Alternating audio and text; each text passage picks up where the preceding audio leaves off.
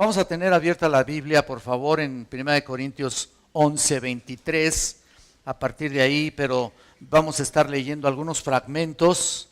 Todavía continuamos explicando lo que significa la Cena del Señor. Recuerden, o como algunas iglesias también le llaman la Mesa del Señor. Tuvimos una primera parte el 3 de junio de este año. Esa fue la primera parte que estuvimos enseñando. Y desde entonces no habíamos mencionado nada, así que, bueno, si tienen sus Biblias, vamos a abrirlas ahí en el capítulo 11, 1 Corintios, en preparación para continuar con este tema que se quedó pendiente en este estudio de la Santa Cena. Este pasaje sigue siendo tan familiar para todos nosotros. Yo creo que lo vemos, si vemos este pasaje y lo leo y lo vuelvo a leer, se nos hace tan familiar para la mayoría de los hermanos, ya que sigue explicando de una manera singular el significado de de esta celebración que todo creyente, como dije la última vez, debe tomar, todo creyente debe obedecer. En 1 Corintios 11, 24 y 25 fue la última vez que vimos este texto. Y hoy vamos a enfocar nuestra atención en el resto del pasaje, en el resto de todo este capítulo, básicamente desde los versículos 23 en adelante. Pero como trasfondo, antes de ir a 1 Corintios 11, como trasfondo, tal vez para introducir nuestro tema, quiero que pensemos en un momento en la declaración que Juan hace en el capítulo 6 de Juan. Vayan conmigo, por favor. Vayan, por favor, a Juan capítulo 6.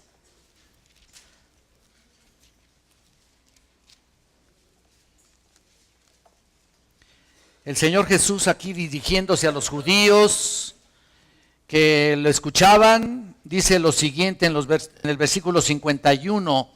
Vean por favor lo que dice. Dice, yo soy el pan vivo que descendió del cielo. Si alguno comiere de este pan, noten que ya estamos viendo, enfocándonos realmente el propósito de este tema. Si alguno comiere de este pan, vivirá para siempre, y el pan que yo daré es mi carne, la cual yo daré por la vida del mundo.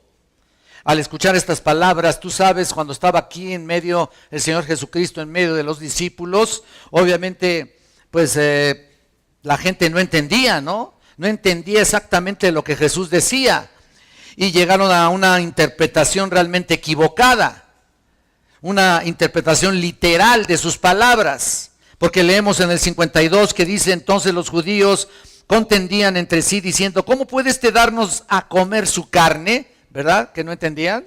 No entendían. Eso era llegar a una conclusión extrema, realmente, cuando tú lo ves aquí, ¿no? Jesús está diciendo que Él es el pan vivo que descendió del cielo para satisfacer no necesidades físicas, sino unas necesidades específicamente espirituales. Es lo que está diciendo el texto. El pan es una referencia a su cuerpo que iba a ser sacrificado como el sustituto del pecador para la vida espiritual de los creyentes. Entonces el Señor les dice en el 53, Jesús les dijo, de cierto os digo, si no coméis de la carne del Hijo del Hombre y bebéis la sangre, no tenéis vida en vosotros. ¿Lo estás viendo? No tenéis vida en vosotros. El cuerpo era referencia de su encarnación. Vamos a entender bien este texto. El hecho de que se hizo carne, el hecho de que se humilló y se hizo como nosotros. La sangre derramada indicaba el sacrificio de redención en la cruz para remisión de los pecados o para perdón de los pecados, como ya algunas veces lo hemos estudiado. Entonces, comer la carne y beber su sangre eran expresiones del Señor Jesús, no literales, sino metáforas que enseñaban al apropiar el beneficio de su sacrificio por medio de la fe. El pasaje es claro cuando el Señor les dice más adelante, vayan al capítulo 6, bueno, ahí estamos en el 6, pero en el 64, por favor. Pero hay algunos de vosotros que no creen, porque Jesús sabía desde el principio quiénes eran los que creían y quién le habían de entregar. Nota eso, y como resultado de las enseñanzas de Jesús, mira en el 66, Y dijo, por eso os he dicho que ninguno puede venir a mí si no le fuere dado del Padre. La mayoría de ellos le abandonó. Y mira lo que dice en el 67.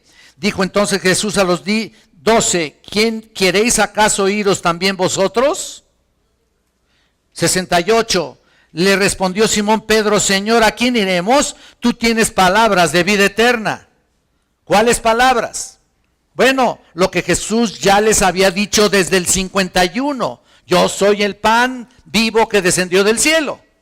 Eso es las palabras que está refiriendo. Estas son palabras de vida. Pedro y los discípulos habían entendido las palabras de Jesús. Por eso Pedro le dijo, Señor, tú tienes palabras de vida eterna. Es como si Pedro le dijera, estamos seguros que tus palabras no son literales, entendemos que hay detrás de ellas, ¿qué hay detrás de ellas? Y nosotros hemos creído y conocido que tú eres el Santo de Dios, ¿no? Hemos apropiado de tus palabras, hemos puesto nuestra fe en ti, hemos respondido en fe. Es como si estuviera diciendo eso, ¿no? Y por supuesto como consecuencia tenían vida eterna. Mira, nadie puede tener vida eterna si no creen en el Señor Jesucristo. Nadie. En su encarnación, el hecho de que Él es Dios, el Dios hecho carne, y por supuesto en su obra redentora en la cruz, su muerte como sustitutiva del pecador. Y el pasaje que estamos viendo es una preciosa porción de la Escritura. Estamos tan acostumbrados a ella, estamos hablando de 1 Corintios ahí, tan acostumbrados a ella que le hemos perdido el sabor. En otras palabras, hemos perdido el significado de lo que es verdaderamente aquí la mesa del Señor. Es como un diamante. Ahí está un diamante porque lo estaban celebrando estos hermanos en Cristo. Pablo les llama hermanos, ¿te acuerdas? No inconversos. Y sin embargo estaban viviendo en impiedad todos los corintios. Esa era la forma en la que estaban viviendo en ese tiempo que se escribió o que se estaba refiriendo a los corintios. Y bueno, y en medio de eso el apóstol habla del propósito de lo que es la cena del Señor. El propósito. Estos son preciosos versículos que debemos tomar en cuenta y yo por eso quise volver a tomar una segunda parte que es muy importante para todos nosotros. Mira aquí en primera de Corintios 11:23, porque yo recibí del Señor lo que también os he enseñado. Mira, qué preciosa es esta enseñanza, esa primera frase. Pablo recibió del Señor, noten eso. Recibió y señala claramente que la instrucción que sigue no es una opinión, no son ideas propias, así al azar. No es el resultado de ninguna tradición humana, de ninguna manera, sino que es la palabra del Señor mismo. Esta es la realidad divina. Lo que estamos viendo aquí en esta frase y todo lo demás. Estas son las palabras del Señor Jesús exactamente. No hay duda entre los eruditos que estudian el Nuevo Testamento y el Antiguo Testamento que en 1 Corintios fue escrito incluso, déjenme decirles, antes de los evangelios, de algunos evangelios, según algunos eruditos. Y aunque los evangelios aparecen en nuestra Biblia cronológicamente antes, 1 Corintios fue escrita como una epístola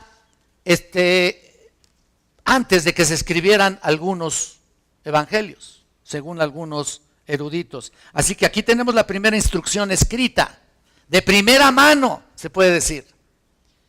Escrita, revelada en toda la Escritura sobre la cena del Señor, el registro de este evento en los evangelios amplía seriamente y realmente lo que Pablo enseña en estos versículos. Es importante recordar esto. Ya hemos mencionado que existen dos ordenanzas del Señor y creo que son las más importantes y lo hemos dicho aquí una y otra vez. ¿Recuerdan ustedes?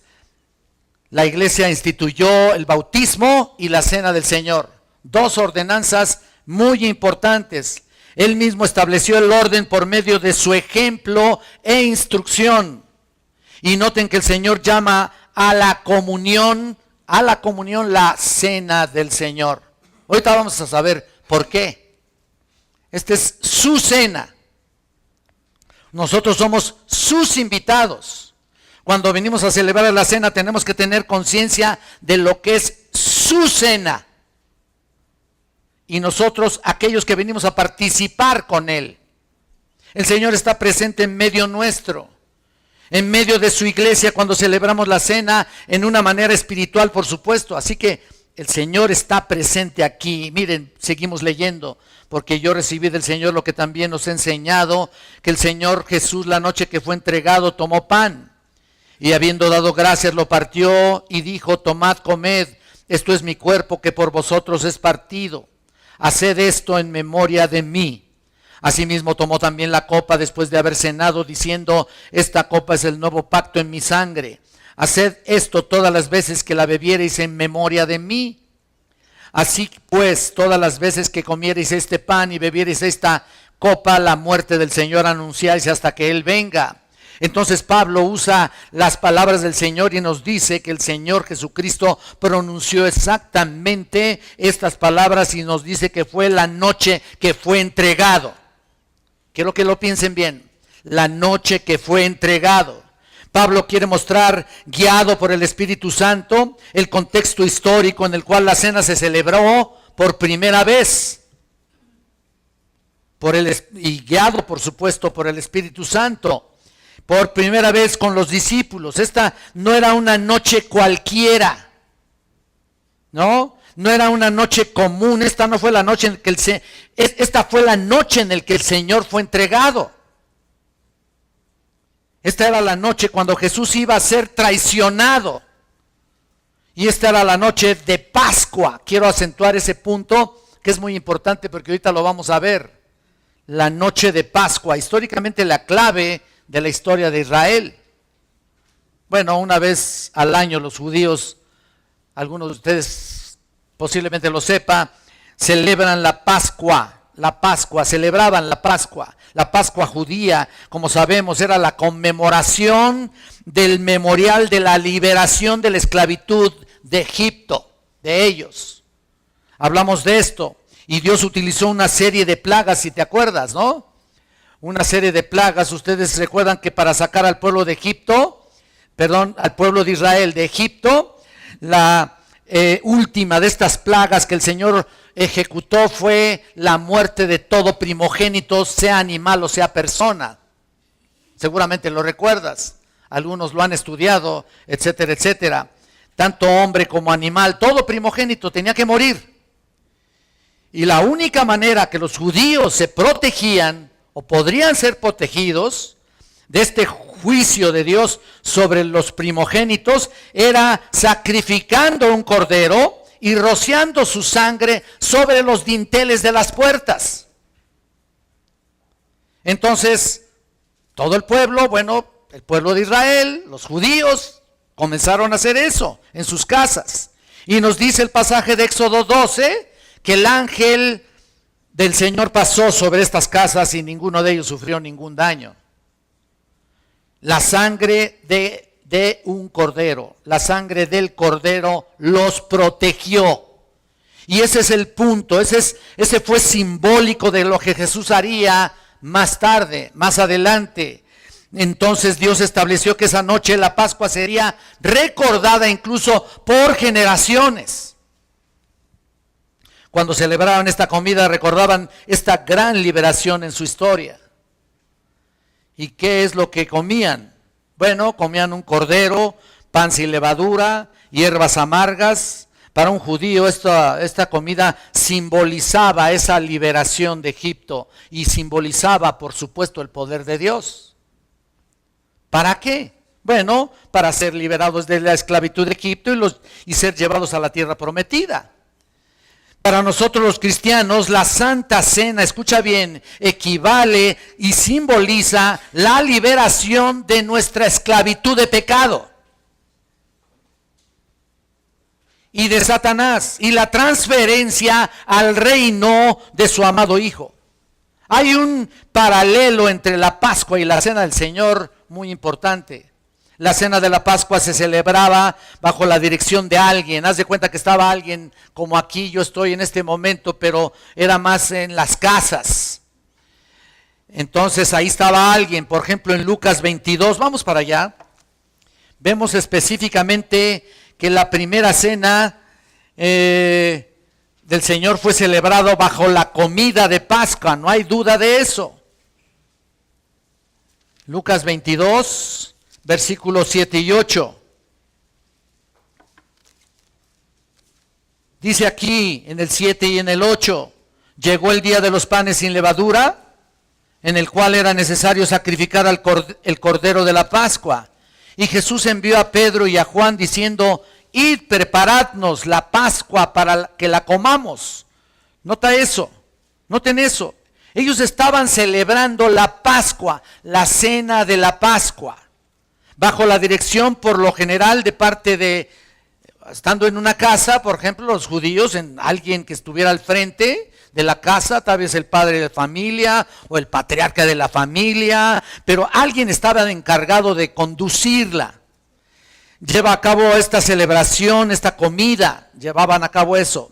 Y esta comida comenzaba con la pronunciación de la bendición, el kirish o el kirish.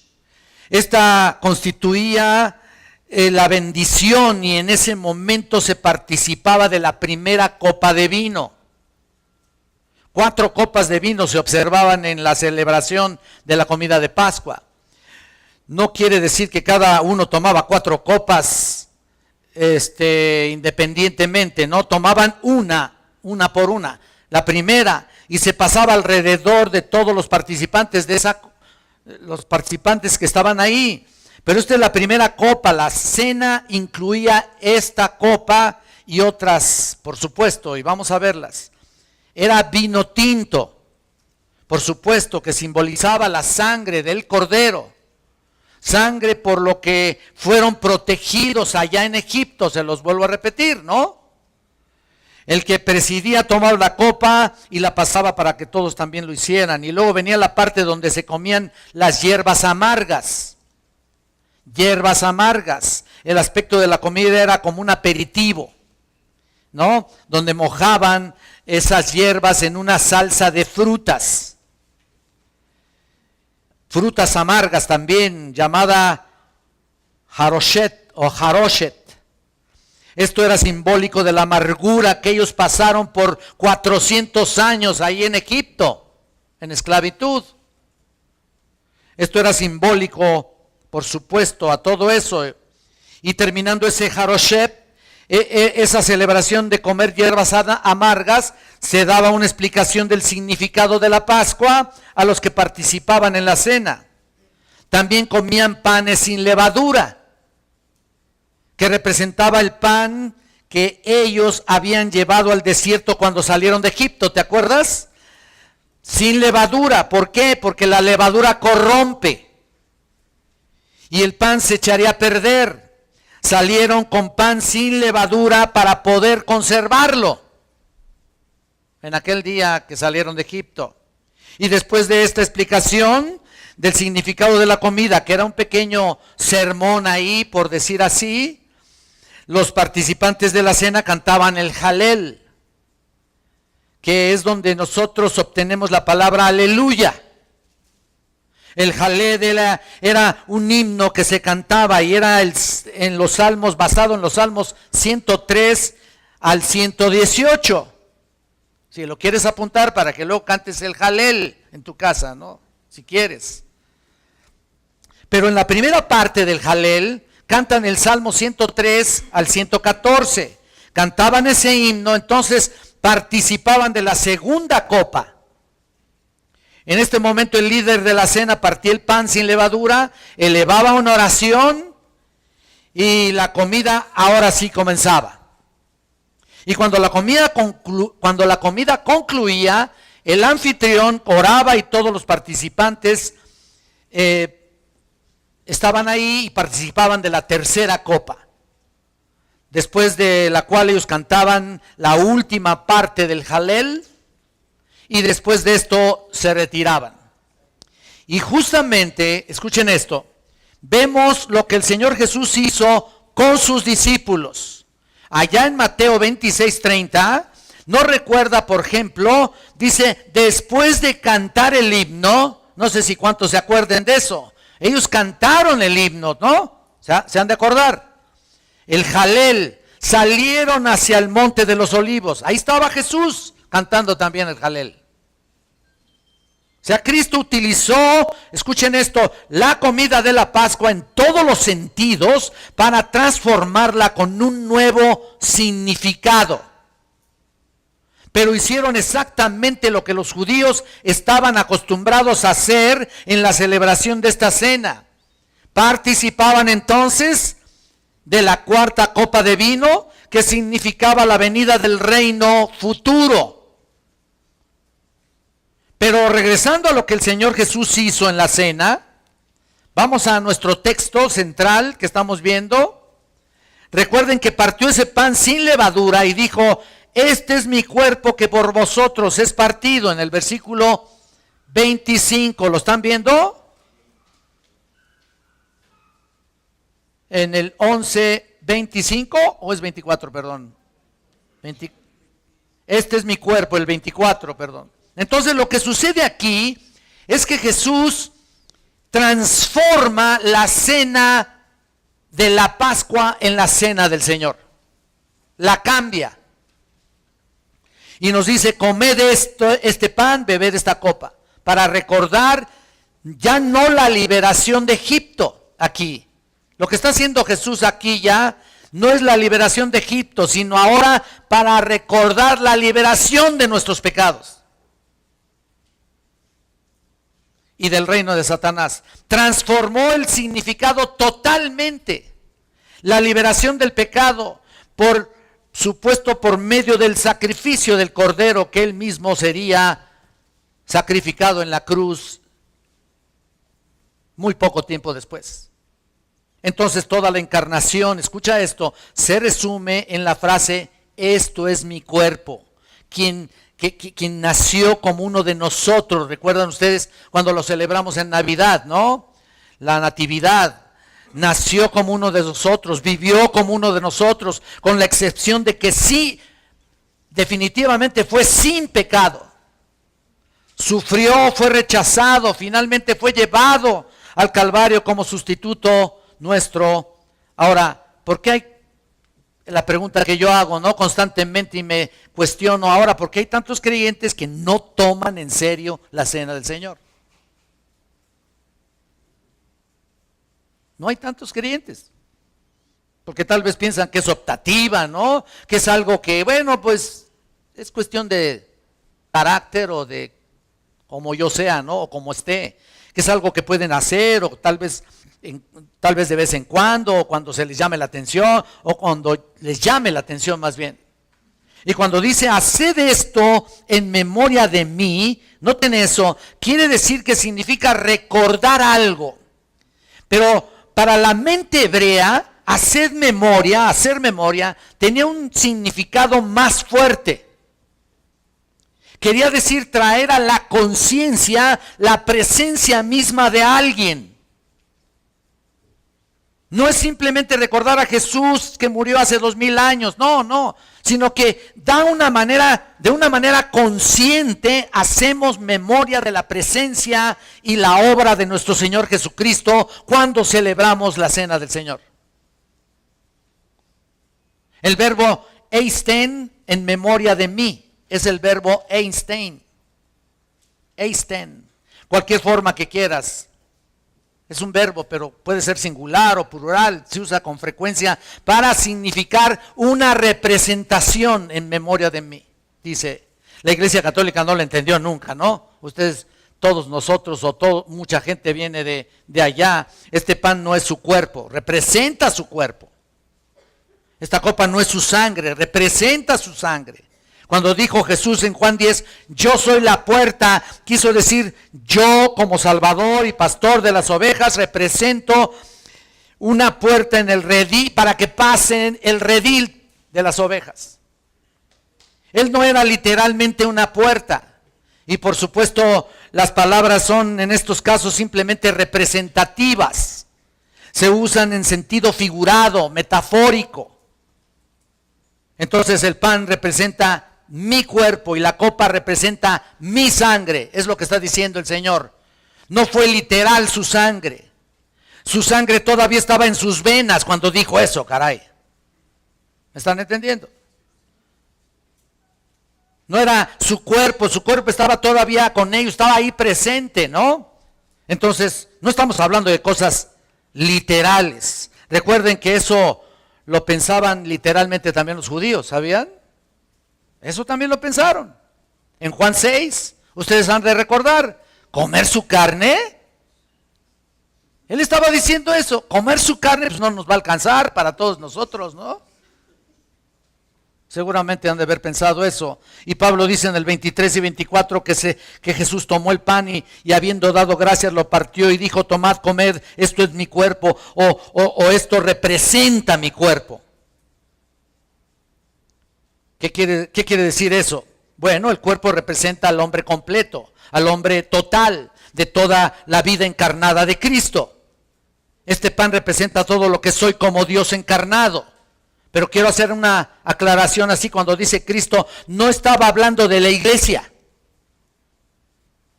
Que quede esto bien claro. El misterio de la encarnación estaba allí y desde el día que Él nació hasta el día que murió, incluso cuando resucitó, toda la encarnación se resume en el aspecto o en el término cuerpo. Dios en carne humana. Recuerda que se hizo hombre, sufrió y fue rechazado y fue despreciado y finalmente muerto. Pero todo el asunto, no solo su muerte, sino toda la encarnación, este es mi cuerpo que por vosotros es partido. También quiero hacer una aclaración acerca de la palabra partido. La palabra partido simplemente no aparece en los manuscritos más antiguos o en los mejores manuscritos. No está. De hecho, si tú ves la Biblia, una versión de la Biblia de las Américas, lo vas a entender. De hecho, si lees con cuidado todo Juan 19, dice que los soldados vinieron después de que Jesús estaba en la cruz y se dieron cuenta de que ya estaba muerto para que no le partieran las piernas. ¿Te acuerdas? Sabes eso por referencia, ¿no? Para que la escritura se cumpliera. Y te acuerdas tú lo que dice el Salmo 22, 17. Contar puedo todos mis ¿qué? Huesos. Correcto. No le partieron las piernas. Pero dice ahí mi cuerpo que por vosotros es partido. Entonces, ¿qué quiere decir? El cuerpo de Jesús nunca se partió ni se rompió. Ni un solo hueso de su cuerpo se rompió. ¿Pero qué es entonces? ¿Por qué aparece ahí? Bueno, primeramente, solamente está en la Reina Valera, en la Biblia de las Américas no está. En la Biblia de las Américas se leería así, y es lo que sale directamente del griego. Este es mi cuerpo que es para vosotros. Dice ahí, si la tienes, no me dejarás mentir, ¿no? Ahí está. Que se te quede eso muy claro. Esas dos palabras son las más hermosas. Por vosotros o para vosotros. Él está diciendo, mira, esto representa el hecho de que Dios se hizo hombre para vosotros. ¿Dios se encarnó para sí mismo? No. Para vosotros o para nosotros, pues. ¿Por qué Jesús vino a este mundo y sufrió lo que sufrió? Para nosotros. Lo entendemos así, ¿no? Porque sufrió el odio, los abucheos, las burlas, los desprecios y las conspiraciones de todas las personas que simplemente no podían tolerarlo. ¿Por qué? ¿Por qué él pasó por todo eso? ¿Por qué fue al jardín noche tras noche ahí, derramó su corazón en angustia? ¿Por qué sudó grandes gotas de sangre? ¿Por qué murió en la cruz? Para ti y para mí. Por eso, este es mi cuerpo que es para vosotros. Es para ti. Que Dios increíblemente misericordioso, magnánimo, amoroso y generoso nos da para nosotros. Y muchos decimos, pues no me lo merezco. No, tienes razón, nadie lo merece. Nadie. Pero es para nosotros. Y tal vez aunque no hayas abierto tu corazón hasta el día de hoy, bueno, si Dios te tiene en su mente, es para ti.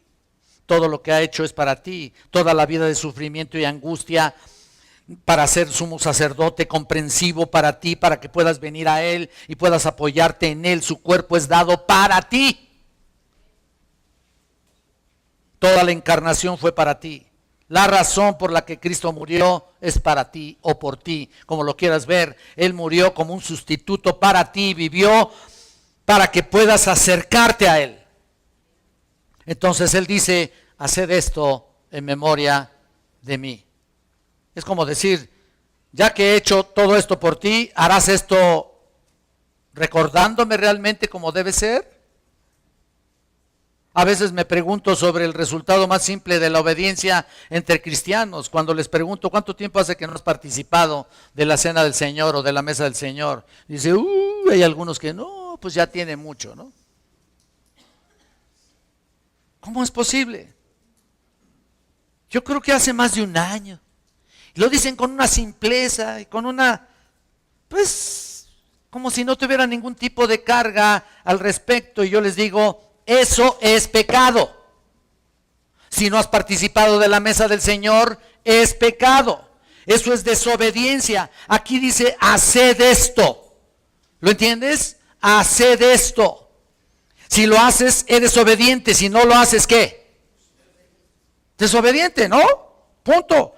Y a veces no lo hacen por razones personales o porque no están de acuerdo con nosotros o con el liderazgo o con la iglesia. Entonces castigan, o mejor dicho, desobedecen, echándole la culpa a otros. Y no es posible.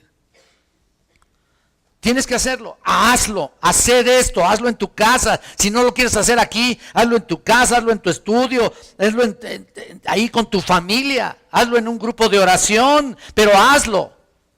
Entonces, es bastante simple. Dijo que lo hiciéramos en la iglesia, ¿lo acentúa que es la iglesia ahí? No. Dijo que lo hicieras un domingo por la mañana, específicamente, no.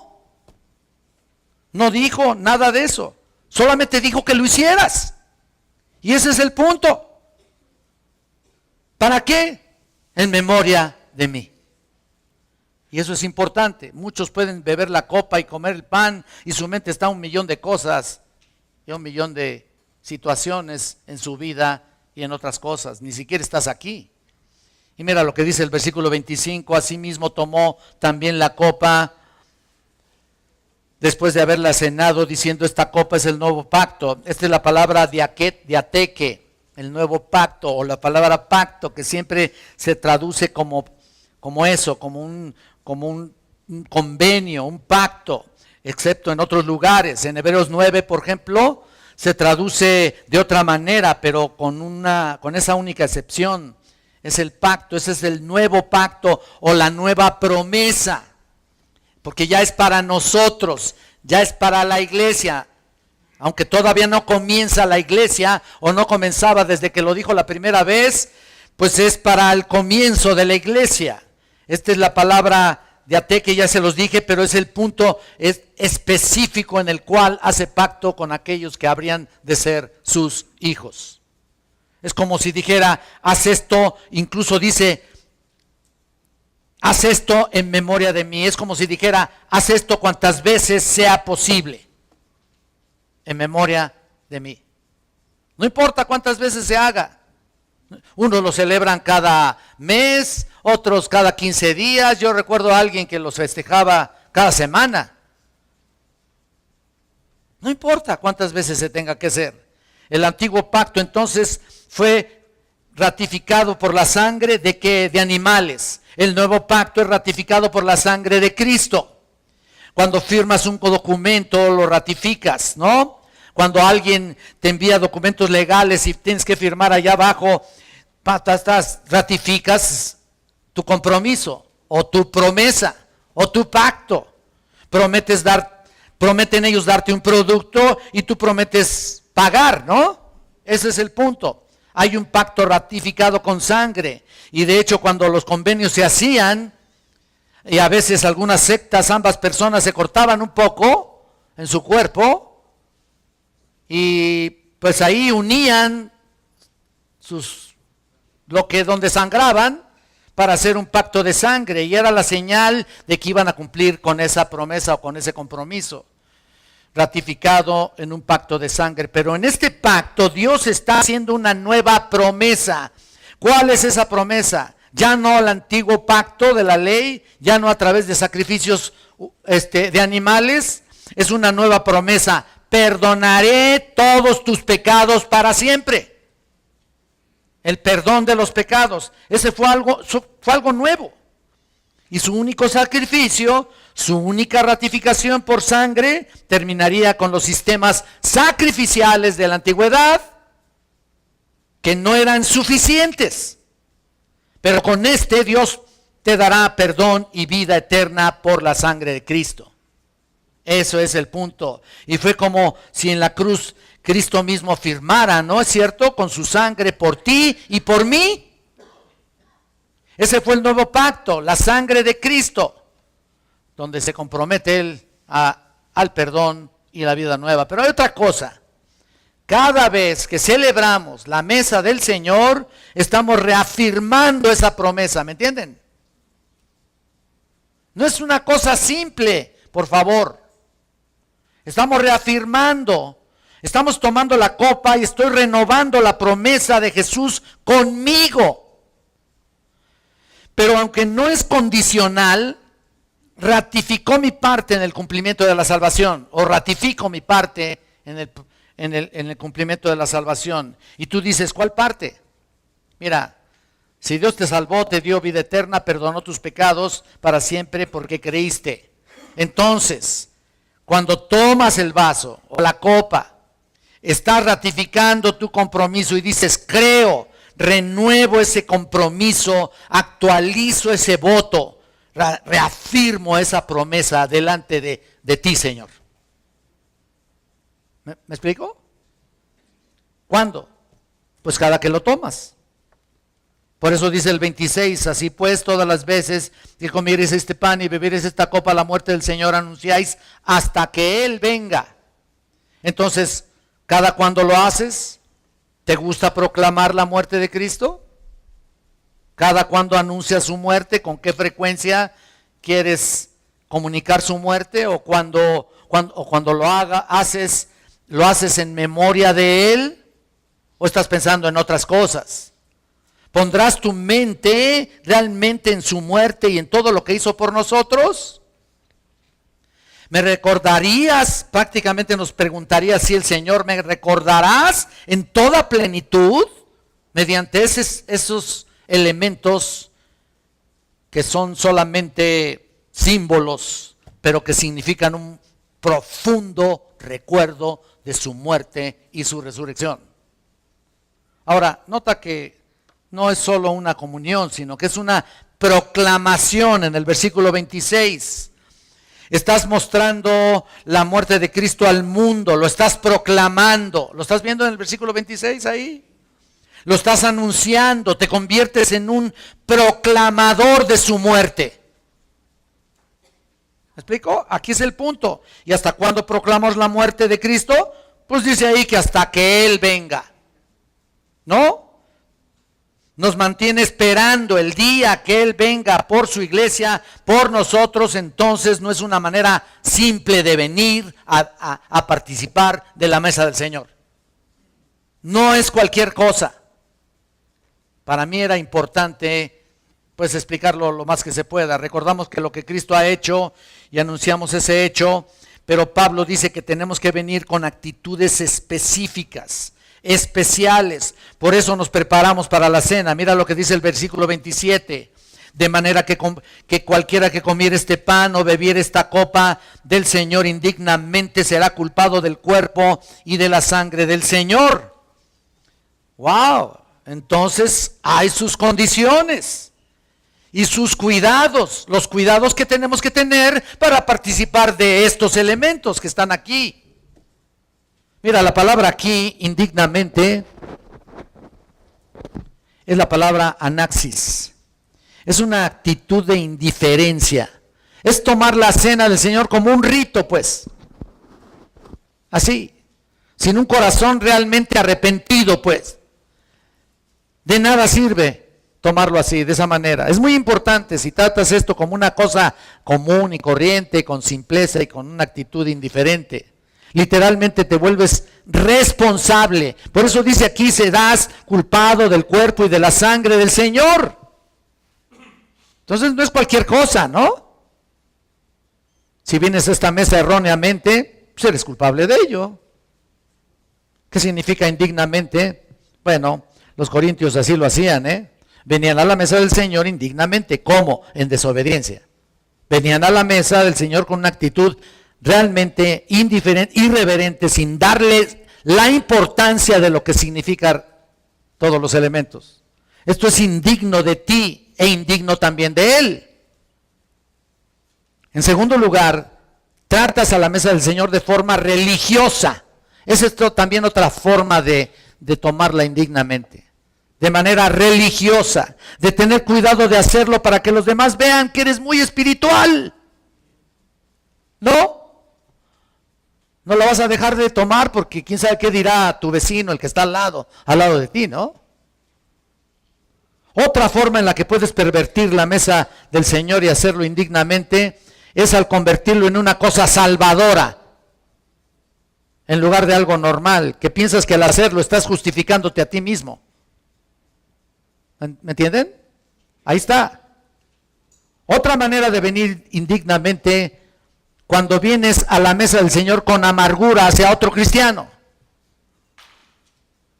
o no has perdonado a una persona, o sencillamente todavía tienes un resentimiento tan profundo de alguien que no lo puedes casi ni ver y le sacas la vuelta cuando lo ves aquí en la iglesia, ¿no? Cuidado. Y así puede haber muchas más. Por supuesto, tomar los elementos en cualquier pecado no confesado, viviendo en cualquier clase de pecado del que no te has arrepentido, eso es tomar la cena del Señor indignamente. Es como venir con un pensamiento más elevado de Dios, ¿no? Es decir, sobre Dios. Creerte más que Él, ¿no? Pensar en tu propia persona que eres mucho más que Dios, Cristo y el Espíritu Santo y la palabra de Dios, etcétera, etcétera. Entonces, si vienes con algo menos que el amor total por los hermanos y hermanas en Cristo Jesús, en el cuerpo de Cristo, llegas a esta mesa indignamente. Y dices, pues ¿cuál resultado? Bueno, mira, eres culpado, dice ahí, eres culpable del cuerpo y de la sangre del Señor. ¿Lo estás viendo? Al final del 27.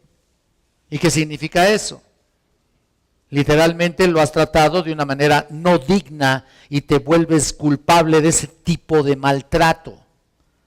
Estás diciendo que la totalidad de la vida y la muerte de Cristo no te importa. Y obtendrás la culpa de eso. En otras palabras, Dios dice que eres culpable de eso. Te vuelves responsable. Por ejemplo, un hombre que pisotea la bandera, ¿no? Y lo has visto en internet, ¿no? Bueno, él está insultando realmente a ese país al cual está pisoteando la bandera. Él se vuelve culpable de deshonrar a una nación. Y alguien que pisotea con indiferencia el cuerpo y la sangre representados en los elementos de la comunión es culpable de deshonrar, de burlarse, tratar con indiferencia, hipocresía a la persona misma de Jesucristo. Ese es el punto aquí. Así que como tratas esta mesa es como estás tratando a Jesús. Directamente. Directamente, eso es lo que dice, es lo que me dice, que es todo lo que es tan real en este texto que estamos viendo. De hecho es tan real que el hecho de no reconocer la realidad y la seriedad de esto genera juicio. Entonces, ¿qué hacer? ¿O qué haces? Mira lo que dice el versículo 28, por favor. Por tanto, dice, pruébese cada uno a sí mismo y coma así del pan y beba de la copa. Hay que hacerse un autoexamen y muchas veces yo lo he repetido, muchas veces lo he dicho, que te hagas un autoexamen. Yo me lo hago constantemente, por supuesto, yo no quedo exento de eso, de ninguna manera. No quedo exento y muchas veces por supuesto tengo pecados y tengo pecados que confesar y tengo que hacerlo. Yo no me paro aquí en el púlpito si antes no me limpia el Señor, por supuesto. No puedo venir a pararme aquí a tratar de enseñar algo cuando yo mismo no lo estoy viviendo. Hay que hacerse un examen. La palabra aquí en griego significa un examen riguroso. La palabra analícense, ¿no? En otras palabras, dice el 28, pruébese cada uno. Es un examen riguroso. ¿Por qué? Porque hay que analizar tu vida, tus motivos, tu actitud hacia el Señor, tu actitud hacia los hermanos, tu actitud hacia tu propia vida, asegurándote de no ser descuidado, frívolo, indiferente, entretenido, sin arrepentimiento, incluso a veces burlón. Todo eso. Hay quien se burla, incluso se llegó a burlar estando aquí presente, predicando. Se llegó a burlar de lo que decimos. Y mira, a mí no me importa, pero no se están burlando de mí. A mí eso no me tiene sin cuidado. Se burlan del Señor. Qué terrible. Y cuando hayas examinado o te hayas examinado, coma así, dice aquí, coma así del pan al final del 28 y beba de la copa. ¿Lo estás viendo? ¿Por qué? Porque dice el versículo 29, porque el que come y bebe indignamente sin discernir el cuerpo del Señor, juicio come y bebe para sí. ¿Lo estás viendo? Aquí la palabra juicio es la palabra crima en griego y debe traducirse como castigo, no es condenación. Quiero aclarar eso, porque es importante. Eso no debería ser la traducción realmente. Significa castigo. La palabra catacrima significa condenación, pero crima es una palabra menos fuerte. Significa castigar. Si comes y bebes indignamente, comerás y beberás castigo para ti mismo. No quiere decir juicio en sí, como de condenación. Significa simplemente que serás castigado de alguna u otra manera porque no estás discerniendo el cuerpo del Señor. En otras palabras, no estás tratando la realidad de lo que Cristo es, con dignidad, pureza y santidad. Perdón, esto es una cosa muy seria, ¿eh? Yo tenía que acentuarlo porque simple y sencillamente veo que lo hacen con una forma muy simple de hacer las cosas. Si no ves la seriedad de lo sagrado de la cena, relacionando con el cuerpo y la sangre de la persona misma de Jesucristo y lo tratas con pecaminosidad, estás literalmente siendo culpable de deshonra a Él y te haces responsable de ser castigado. Porque no pensaste con seriedad acerca de esto, en lo que estás haciendo. No has discernido el significado, el entendimiento y la importancia de estos elementos que vamos a llevar a cabo o que vamos a tomar. Entonces, eso puede estar latente allí, ¿no es cierto? Pero en el texto dice aquí la palabra cuerpo, simplemente se refiere al cuerpo real. Bueno, ya les dije que no es realmente la iglesia, al cuerpo real de Cristo. Y el resultado de ese tipo de castigo, mira lo que dice el 30, por lo cual hay muchos enfermos y debilitados entre vosotros y muchos ¿qué? Dormir. Mira, es una metáfora de la muerte, por supuesto, ¿no? Es muy claro. El Señor dijo que debido al abuso de los corintios en la mesa del Señor, algunos de ellos se habían debilitado, estaban levemente enfermos, otros estaban muy enfermos y otros ya no estaban. Los había quitado prácticamente del mundo. Y por cierto, en griego dice que había un gran número de ellos. Muchos, dice ahí. ¿Lo ves? Muchos enfermos, debilitados y otros duermen. Había mucha gente así. ¿Por qué? ¿Cuántos son los que Dios les quitó la vida? Muchos. ¿Por qué los mató? ¿Qué mal hicieron? El mal de venir al Señor de una manera irreverente. ¿Tienes idea de esa seriedad? Mira, acuérdate de Ananías y Zafira, ¿te acuerdas? Mira, fueron muertos por Dios por su pecado.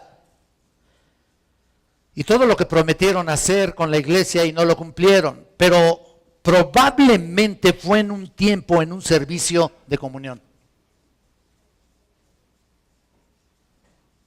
Probablemente. No dice ahí, pero imagínate, esto fue muy severo, ¿no? Y tal vez fue un servicio ahí que estaban empezando a querer comenzar con la cena del Señor o los elementos, y esto fue lo que Dios determinó hacer. Creo que algunos cristianos de hoy están débiles, otros están enfermos y algunos incluso han muerto por la forma en la que trataron la mesa del Señor. Con indiferencia, pecaminosidad y tal vez con nada de frecuencia. Nada de frecuencia. Mira lo que dice el 31. Si pues, esta es la solución. Esto debería ser básicamente la resolución. Si pues nos examinásemos a nosotros mismos, no seríamos juzgados. Esto nos lleva al 28, mira lo que dice en el 28, pruébese cada uno, ¿no? En otras palabras, controla tu corazón y tu mente, piensa en eso, revisa tus motivos. Los corintios estaban siendo disciplinados directamente por Dios porque no se examinaron a sí mismos. No buscaron ser limpios en su propia vida. Y tú lo ves en el 32. Mas siendo juzgados somos castigados por el Señor para que no seamos condenados con el mundo. Y vas a decir, esto es demasiado, ¿no?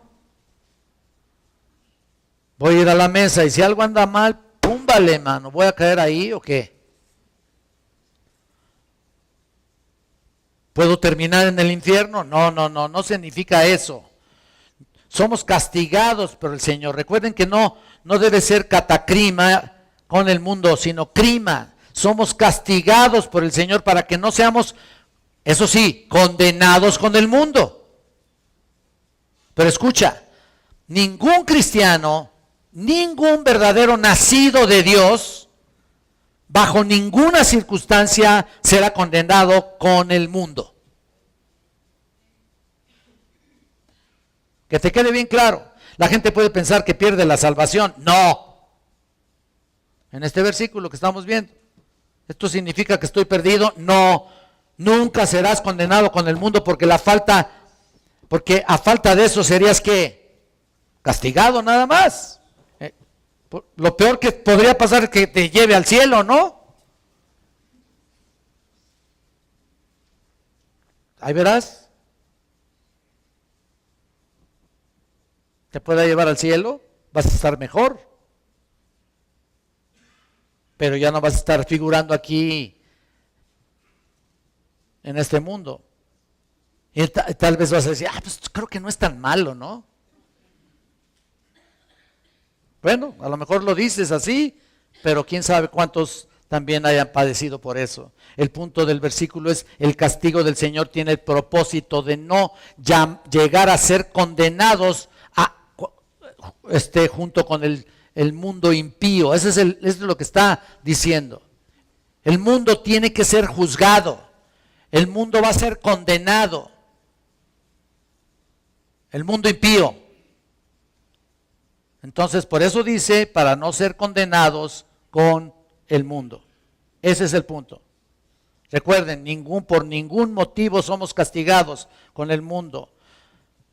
O sea, condenados por el mundo, pero sí castigados. Recuerda lo que dice Hebreos, el Señor a que ama, disciplina y azota a todo aquel que recibe. ¿Por qué? por hijo. Si eres hijo de Dios, entonces eres castigado nada más. Todo cristiano está bajo la mano castigada del Señor. Nadie escapamos. De alguna u otra manera, todo lo que hacemos, todo lo que el hombre, en forma general, el hombre, todo lo que el hombre sembrare, que eso también segará. Por lo tanto, muchas cosas que hacemos, luego nos extrañamos, ¿no? Ay, ¿por qué estoy pasando por esto? Pero si soy hijo de Dios, soy tan lindo. Cumplo completamente y perfectamente bien todo lo que se me dice ahí, ¿no? ¿Quién sabe? Tal vez no has analizado bien tu vida. Entonces, ¿qué vas a recibir? Disciplina de Dios nada más. Entonces, hay que estar preparado para este tiempo. Cuando llegues a la mesa del Señor, el Espíritu Santo, si tienes a Cristo, si tienes el Espíritu de Dios, Él va a redarguir tu corazón para ver aquellas cosas por las cuales no debes llegar así a la mesa del Señor, porque esto es sagrado, aunque sean símbolos.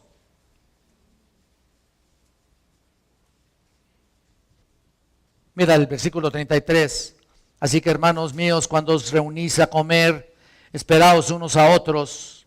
Si alguno tuviere hambre, coma en su casa, para que no os reunáis para juicio.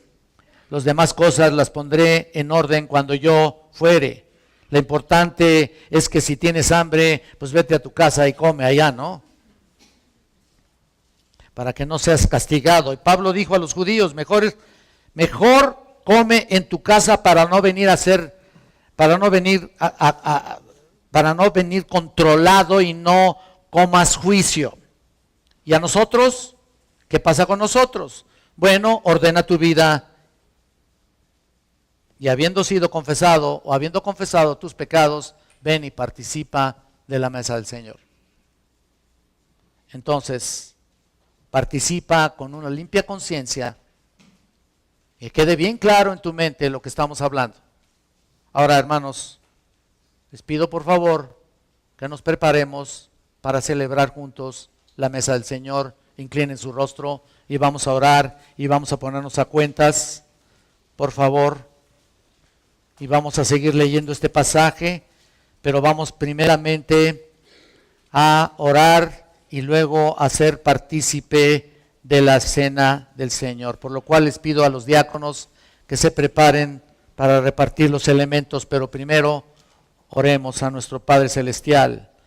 Padre Celestial, estamos delante de tu presencia, Señor, buscando tu rostro, buscando, Señor, limpiarnos para no participar indignamente. Padre eterno, no permitas que estemos con algo en nuestra mente, algo que no realmente no estamos pecando, que estamos queriendo hacer o tomar todo esto a la ligera. Eterno Padre Celestial, ayúdanos a entenderte, a aplicarla total y absolutamente a nuestra vida. No permitas que caigamos en ningún tipo de pecado, ni de pensamiento, de nada en particular. Señor, quita de nuestra mente cualquier cosa que podamos hacer que te ofenda, Padre. Por eso, hoy yo invito a toda la iglesia que piense, como lo estábamos hablando, en renovar ese compromiso. Pensemos en renovar este compromiso.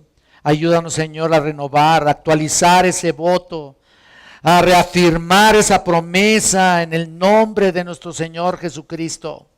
Te pido, Santo Dios, que esa promesa del nuevo pacto sea renovada en nuestro corazón y en nuestra alma. Y si hay alguna persona que aún no ha recibido a Cristo en su corazón, este es el momento también, ¿por qué no decirlo?